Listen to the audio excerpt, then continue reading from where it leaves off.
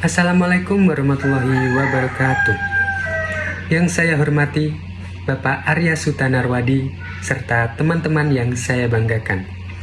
Pertama-tama, marilah kita panjatkan puji syukur kehadirat Tuhan Yang Maha Esa karena atas rahmat dan karunia-Nya kita masih diberikan kesehatan, kesempatan serta semangat untuk menjalani hari ini dalam keadaan baik.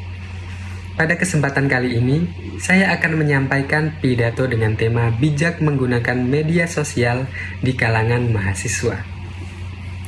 Teman-teman sekalian, di era digital seperti sekarang ini, media sosial sudah menjadi bagian yang tidak bisa dipisahkan dari kehidupan manusia, khususnya generasi muda dan mahasiswa. Hampir setiap hari, kita menggunakan media sosial, baik untuk mencari hiburan, berkomunikasi dengan teman, mengikuti berita terbaru, hingga mencari informasi untuk keperluan kuliah. Saat bangun tidur, banyak dari kita yang langsung membuka ponsel dan mengecek notifikasi media sosial. Ketika sedang istirahat, menunggu kelas dimulai, bahkan sebelum tidur, media sosial pun masih menjadi hal yang kita akses. Platform seperti Instagram, TikTok, X, YouTube, dan WhatsApp telah menjadi bagian dari aktivitas sehari-hari. Tidak dapat dipungkiri bahwa media sosial memberikan banyak manfaat dalam kehidupan kita. Dengan media sosial, komunikasi menjadi lebih mudah dan cepat. Kita bisa terhubung dengan keluarga, teman, maupun dosen tanpa harus bertemu secara langsung. Selain itu, media sosial juga dapat menjadi sarana belajar yang sangat membantu. Banyak mahasiswa memanfaatkan media sosial untuk mencari materi kuliah, mengikuti webinar, menonton video edukasi, bahkan membangun bisnis online. Media sosial juga membuka peluang bagi generasi muda untuk menunjukkan kreativitas dan kemampuan mereka. Saat ini, banyak mahasiswa yang berhasil menjadi konten kreator, penulis, desainer, bahkan pengusaha muda karena memanfaatkan media sosial secara positif. Dari sini, kita bisa melihat bahwa media sosial sebenarnya dapat menjadi alat untuk berkembang dan mencapai kesuksesan. Namun, teman-teman sekalian, di balik berbagai manfaat tersebut, media sosial juga memiliki dampak negatif apabila digunakan tanpa bijak dan tanpa kontrol diri. Salah satu dampak yang sering terjadi adalah penyebaran berita hoaks atau informasi palsu.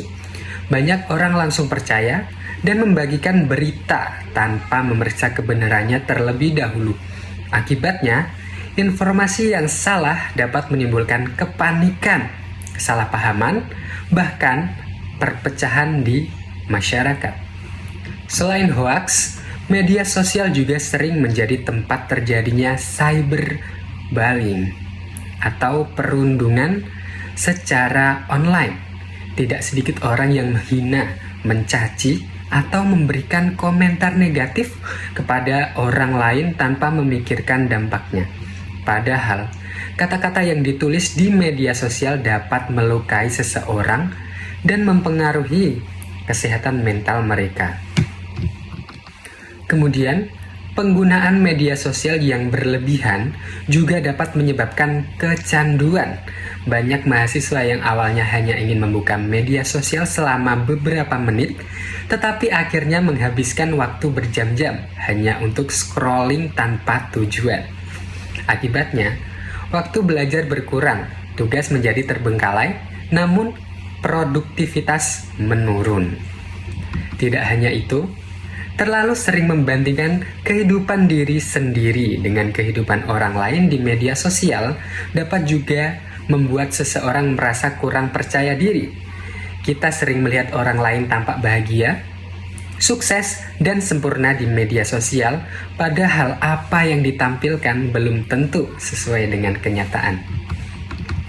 Teman-teman yang saya hormati, berdasarkan data dari APJII, lebih dari 78% penduduk Indonesia merupakan pengguna internet.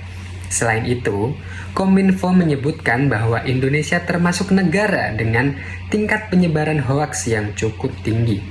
Survei dari VR Sosial juga menunjukkan bahwa masyarakat Indonesia menghabiskan lebih dari 3 jam setiap hari untuk menggunakan media sosial.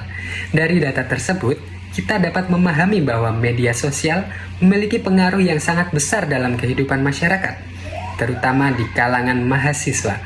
Oleh karena itu, kita harus mampu menggunakan media sosial dengan cerdas dan bertanggung jawab. Sebagai mahasiswa, kita memiliki peran penting sebagai generasi terdidik. Kita tidak boleh mudah terpengaruh oleh informasi yang belum jelas sumbernya. Sebelum membagikan suatu berita, kita harus membiasakan diri untuk memeriksa fakta dan memastikan informasi tersebut benar atau tidak. Selain itu, kita juga harus menjaga etika dalam bermedia sosial, gunakan bahasa yang sopan, dan hindari komentar yang dapat menyakiti orang lain. Ingatlah bahwa jejak digital akan selalu tersimpan dan dapat memengaruhi masa depan kita. Teman-teman sekalian, akan lebih baik apabila media sosial kita gunakan untuk hal-hal yang positif dan produktif.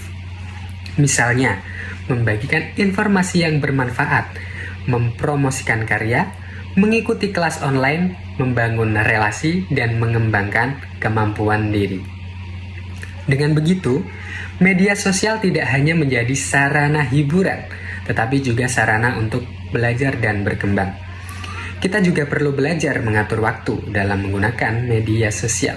Jangan sampai media sosial mengganggu kewajiban utama kita sebagai mahasiswa, yaitu belajar dan mengembangkan diri. Gunakan media sosial secukupnya dan tetap prioritaskan kehidupan nyata, seperti berinteraksi langsung dengan keluarga, teman, dan lingkungan sekitar.